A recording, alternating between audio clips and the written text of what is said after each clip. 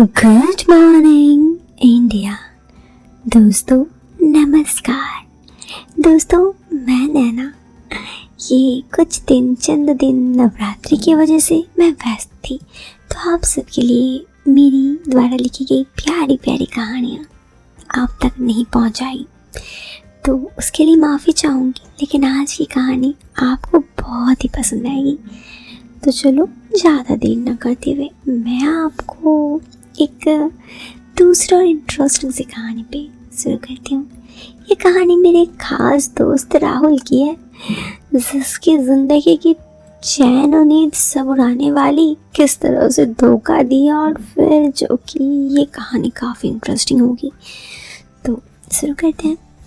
कुछ महीने पहले इंस्टाग्राम पर मेरी एक लड़की से मुलाकात हुई। हम दोनों में बहुत सारी बातें होने लगी। पता ही नहीं चला कब मुझे उससे प्यार हो गया।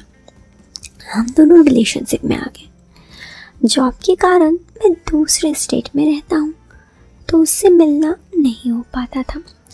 आगे बढ़ने से पहले मैं आपको उसके बारे में बता दूँ।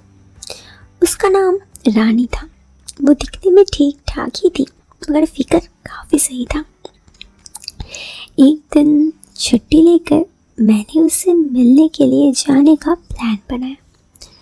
मैं भी उससे बहुत ज़्यादा मिलने के लिए एक्साइटेड था। और वो दिन भी आ गया। सब तैयारी करके मैं उससे मिलने गया।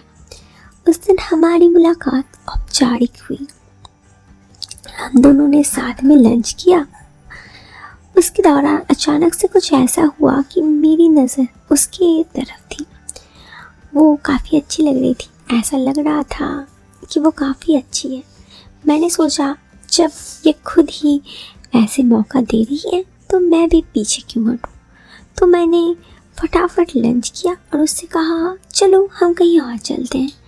पहले तो उसने कहा कहाँ चलना है, लेकिन मैंने उससे कुछ नहीं बताया और चुपचाप वहाँ से ले गया। उसने मुझे मना नहीं किया और मेरे साथ चल दी।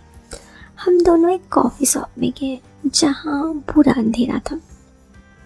उधर केबिन बने थे, जिधर हम दोनों एकांत में बैठे हुए कुछ अलग अलग बात कर सकते। हम दोनों एक केबिन में जाकर बैठ गए। अंदर जाते ही उसने मुझसे थोड़ी बात की और हग किया।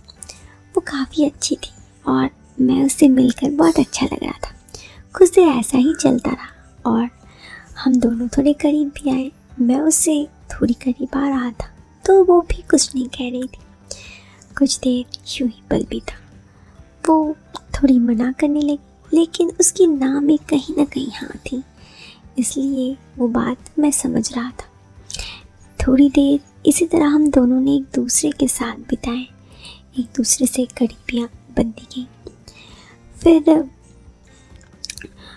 हम कॉफ़ी पीकर जाने ही वाले थे। उसने कहा, मुझे आज रात तुम्हारे साथ ही बितानी। उसकी तरफ से साफ साफ हाँ था, तो मेरा दिल भी बाग हो गया। जो बात मैं कहना चाहता था उसने कह दिया। मैंने तुरंत हाँ कर दिया। मेरे एक दोस्त का वहाँ एक लॉज था, तो मैंने उसे कॉल किया। मैंने उसे सारी बात बताई और उससे सहायता मांगा। उसने भी ओके कह दिया, मगर मेरा दोस्त भी काफ़ी बदमाश था। वो नशा आदि सब करता। उसकी लॉज भी शहर से थोड़ा दूर था। मैंने सोचा एक बार रूम में जाने के कौन क्या करेगा, इसलिए मैं और रानी वहाँ दोनों चले गए। 20 मिनट के सफ़र के बाद हम वहाँ पहुँचे। मैंने उसे कॉल किया, नीचे आने के लिए बोला। थोड़ी देर में वो आ गया और आते ही हम दोनों एक दूसरे से मिले। बड़े दिन बाद मिले यार, भाई कैसा है। मुझे उसे ऐसे लगा कि वो अभी भी नशे में है। उसके पीछे से एक दो दोस्त भी आए, वो भी थोड़े नशे में थे।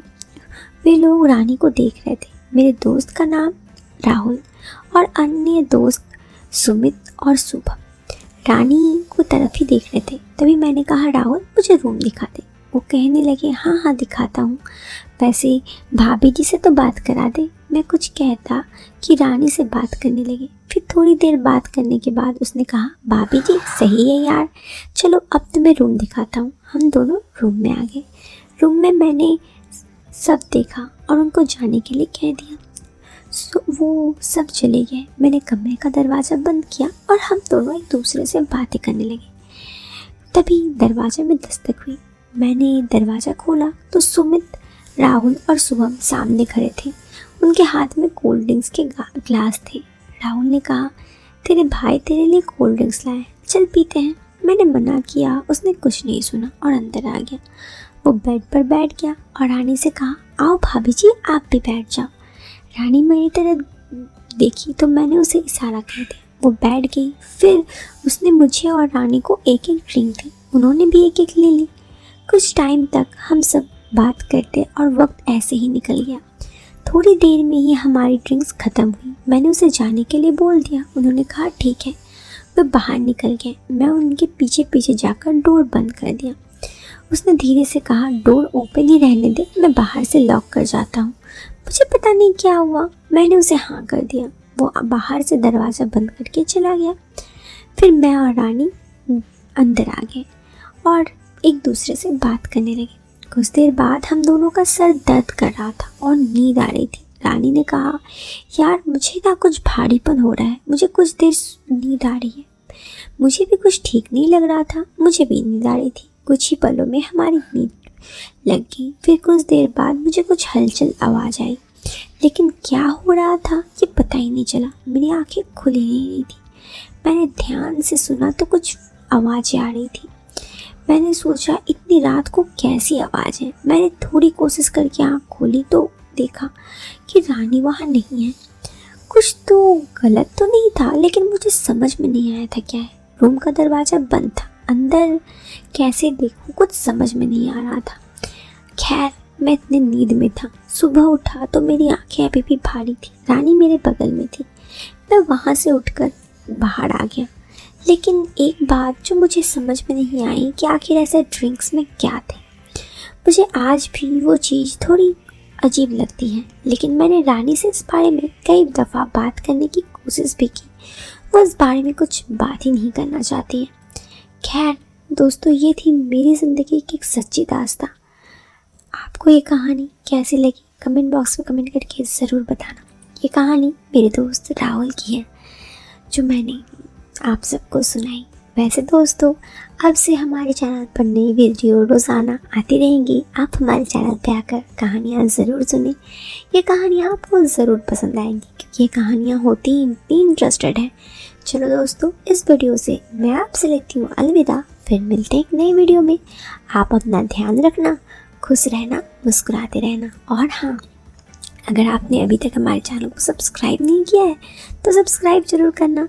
Till then bye bye, take care दोस्तों, बाय।